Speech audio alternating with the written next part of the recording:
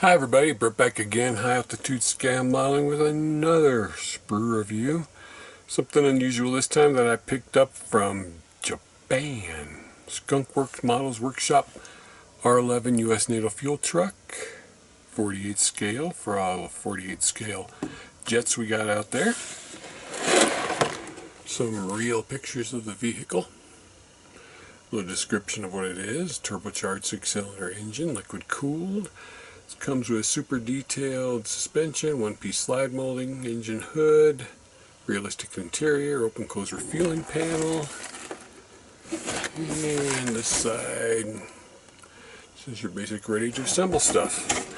I opened the box of this on my update video, but have not, as of yet, opened the bags, which is 1, 2, 3 color, 1 clear. Oh, I forgot to point out, decals by Cartograph, designed by Bison Decals. Some good things there. Let's get these sprues out. Directions, decals, box. Alright, let's start with the front of the cab, which is loose in the bag. These self-sealing bags.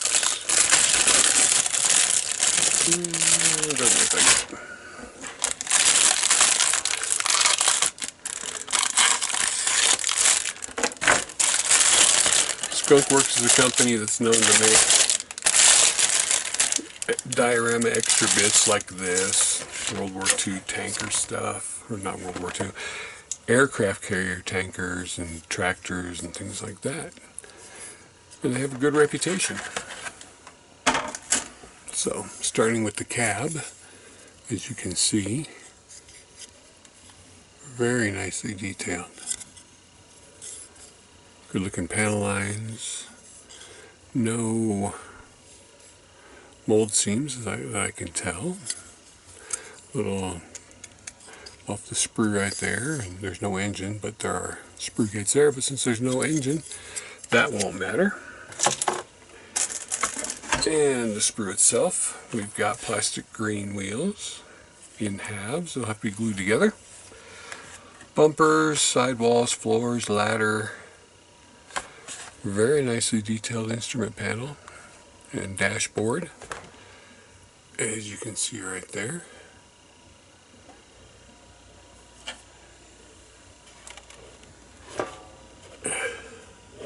Wow, light don't want to cooperate. There we go. Nice tread pattern on the wheels. I don't know how well they're going to go together, of course. Other side. Nice. No ejector pin marks on any of these flat surfaces or anything in there. Nice floor. This is obviously the fuel panel with good detail. No flash I can see. No burring that I can tell as of yet. Obviously you're going to want to sand these all down, make sure they're flat before you glue them together. Next, we'll look at part of the tanker, suspension parts.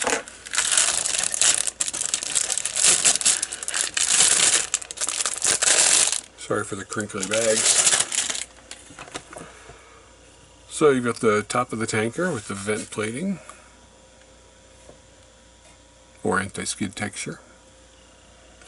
The drive shafts, differential, some of the suspension parts. Looks like this is part of the frame.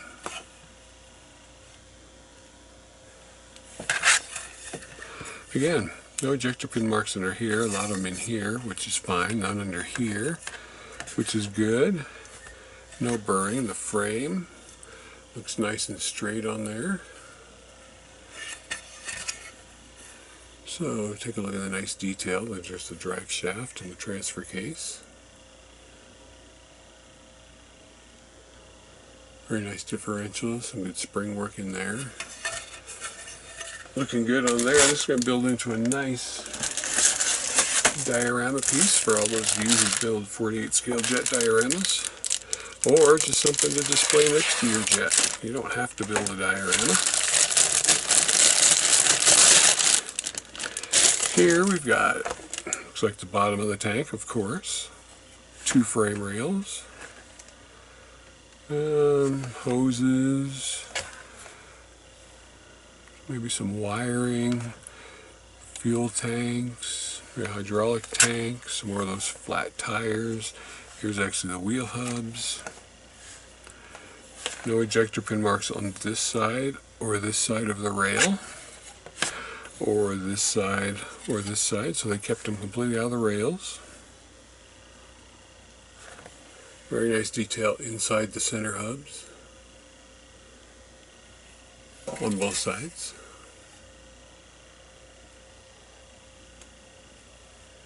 And nice frame rails. There's the bottom, there's the tires again, there's a few bit parts. Look at the detail on, this is the outside of the frame with the springs and the step. And there too. Now you can see those frame rails are a little curved. So gluing them together will make them work. But you glue the centers together, it'll work just fine. Clear parts are in a resealable bag. Here's the windshield that has come separate, and it is beautifully clear. Those lines you see in there are a reflection from the light. That's what I was checking out. You can see how wonderfully clear that is.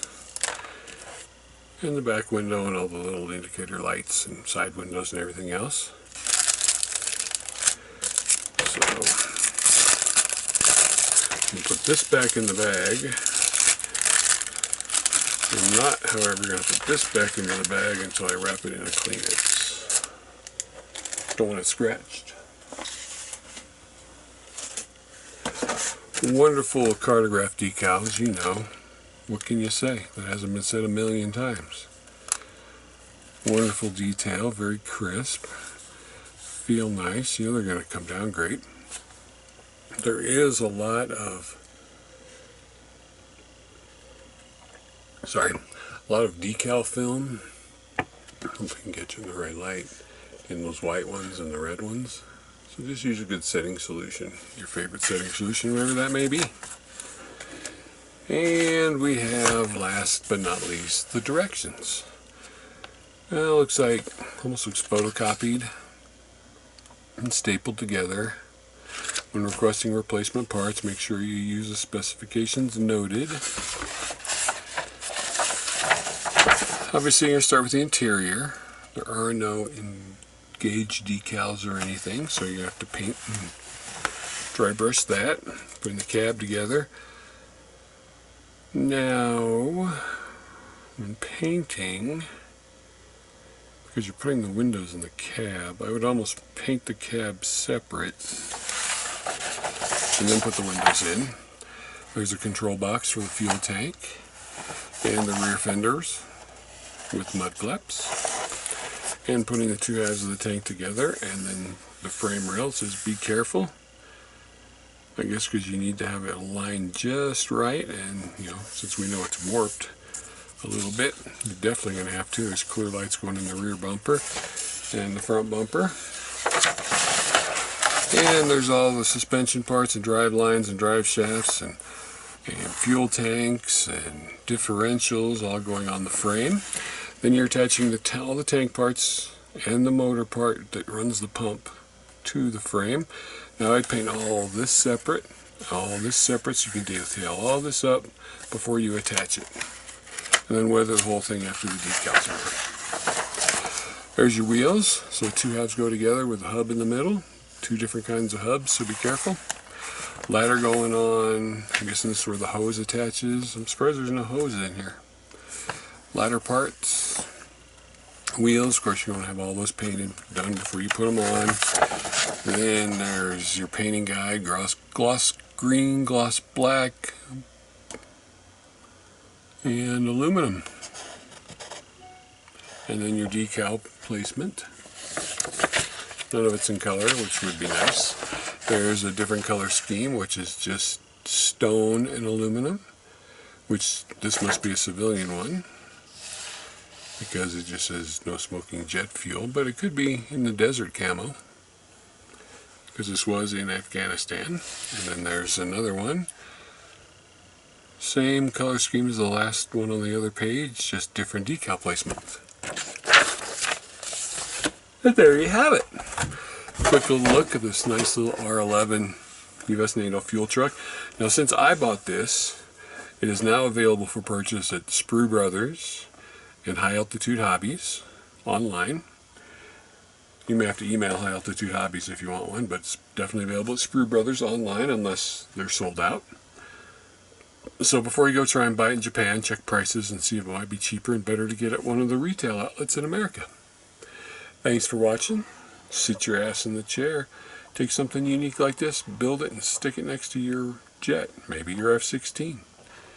Thanks for watching.